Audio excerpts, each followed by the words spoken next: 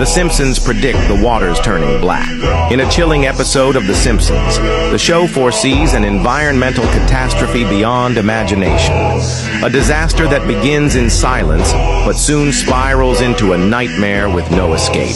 It all started on a bright, sunny day. At Springfield Beach, families played, children splashed, and the waves rolled in as usual. Then a child pointed at the water. Why is it turning black? At first, people assumed it was an oil spill, but when no source was found, panic slowly crept in.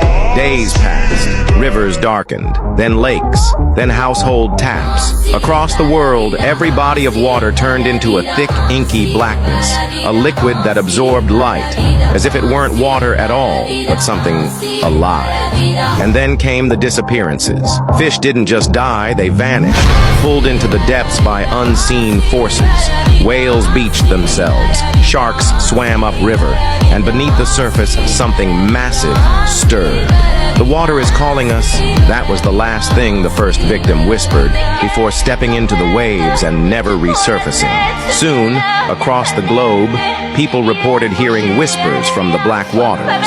Some stood at the shores, staring, until they walked in without hesitation. Others woke in the middle of the night, drawn to the sound, only to be found missing by morning. In a breaking news report, the anchor, his face pale with fear, muttered, "No one knows what's happening, but the water is alive."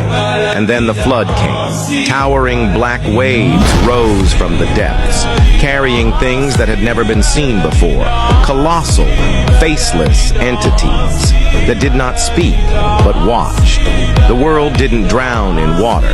It drowned in darkness. The end? No one knows. Comment Part 2 if you want to know what came after the flood.